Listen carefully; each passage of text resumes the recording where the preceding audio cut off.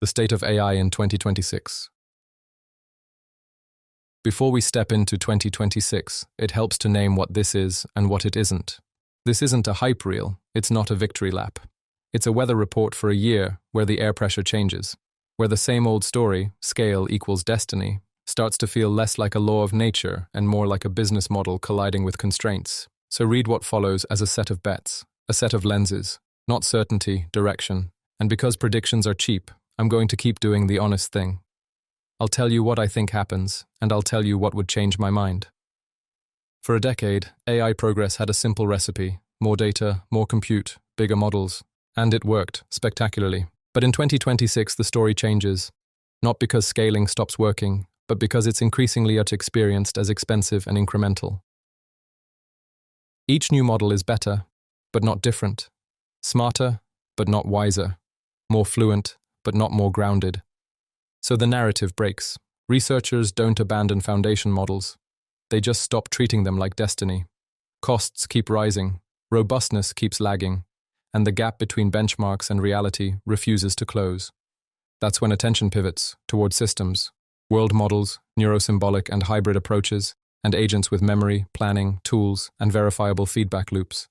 This won't be a clean paradigm shift. It'll be messy and fragmented.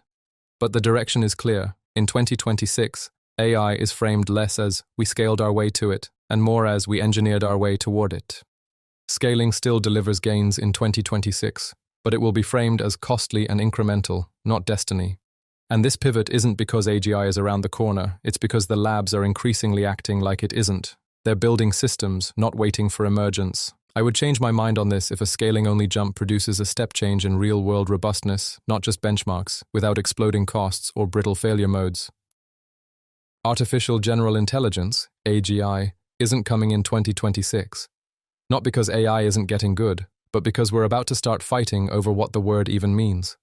Models will surpass the average human at many cognitive tasks: writing, analysis, research, planning, and with scaffolding, tools, memory, workflows, supervision, these systems will be experienced inside companies as virtual junior workers. Not software, not people. Something in between. That's where the confusion starts. Some people will say, if it does the work, it's AGI. That's a category error, but it will be a profitable one. So here's the definitional anchor that will matter in practice. In 2026, a useful litmus test for AGI will be whether a system can take a novel objective, decompose it, pursue it over weeks, across domains, and stay aligned with minimal babysitting. We won't be there. What we'll have are scaffolded systems, powerful engines wrapped in human-designed workflows. They'll look incredible at tasks, but still rely on human intent setting, oversight, and responsibility. Some people will declare AGI anyway because the incentives reward claiming the label long before it's earned. And once you understand that, once you see how much scaffolding it takes to make a virtual worker, you'll understand why humanoid robots aren't coming either. If systems reliably pursue multi-week, cross-domain objectives with minimal supervision and stable alignment in messy real-world contexts, then all of this will be different. Everyone talks about humanoid robots like they're an AI problem. In 2026, they'll be framed, again, as the next inevitability. And in 2026, they'll be experienced, again, as spectacle, not labor. Because they're not primarily an AI problem, they're a physics problem, a materials problem, and an economics problem. Warehouses work because we redesigned the world to fit machines. The real world is a mess of entropy. Kids, pets, clutter, stairs, bad lighting, liability. A demo that works in a lab collapses in the field or in your living room. Then there's energy. Humans run on a few hundred watts. Humanoid robots can burn kilowatts. Batteries make them heavier, riskier, and still give you hours, not days. And scaling them collides with supply chains. High-performance actuators depend on rare earth magnets, the same strategic materials demanded by electric vehicles, wind turbines, and defense. At real volumes, that becomes a geopolitical and cost constraint, not a footnote.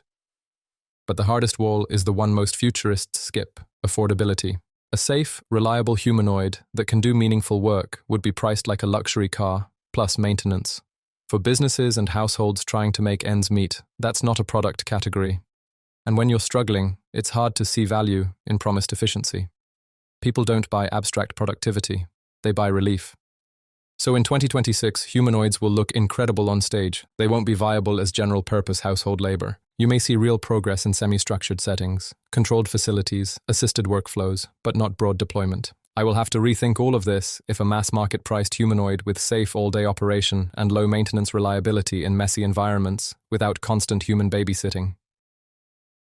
The generative AI bubble doesn't explode in 2026. It leaks. In hindsight, 2025 will look like the peak, the moment every company had an AI story and capital flowed faster than understanding. In 2026, valuations may still spike, but something more important erodes: credulity. The market narrative shifts from magic to math, from demos to unit economics of successfully completed actions, from scale to defensible financial reports. The question stops being, is this AI-powered, and becomes, who pays, how often, why you, and what does this to the bottom line? Productivity gains will be experienced as uneven and expensive to realize because no one has spent the time building out the observability to measure success in the real world.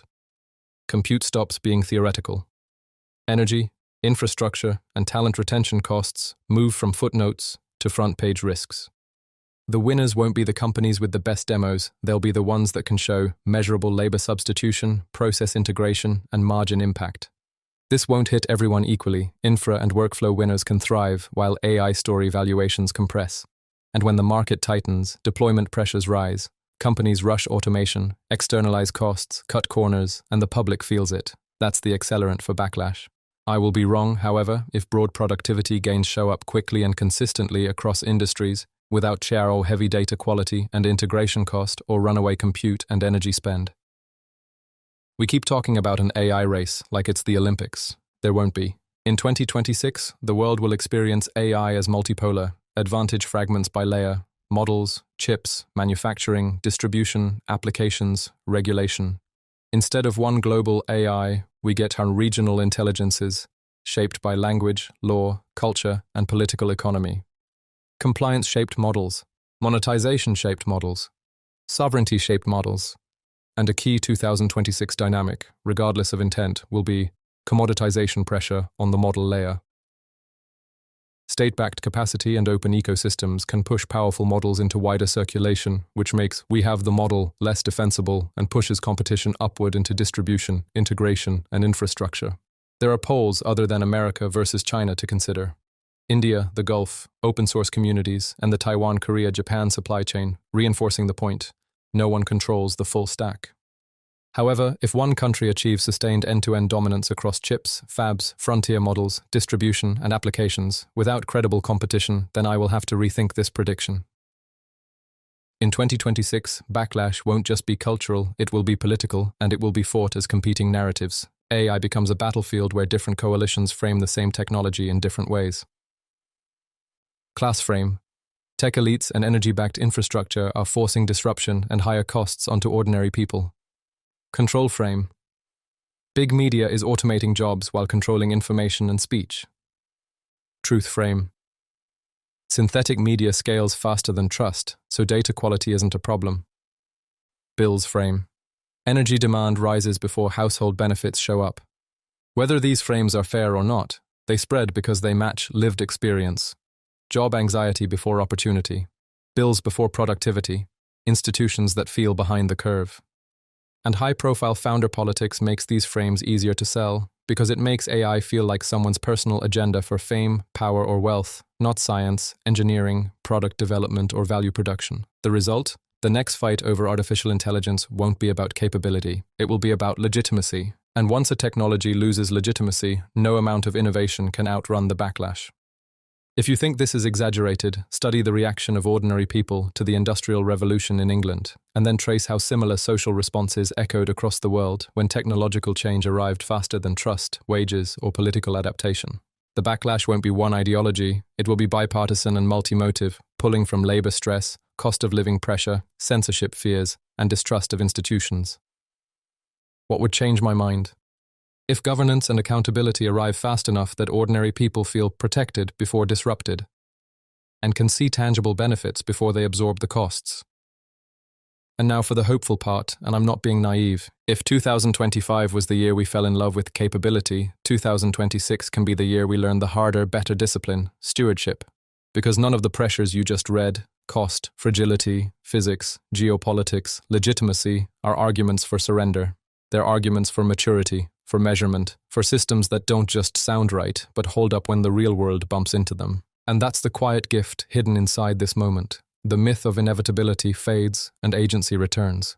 We don't have to wait for emergence. We can engineer, we can govern, we can build feedback loops that tell the truth. We can design deployments that protect people before they're asked to pay the bill. The future won't be decided by the biggest model. It'll be decided by the people willing to do the unglamorous work to align incentives, earn trust, and turn power into something reliable, accountable, and actually good.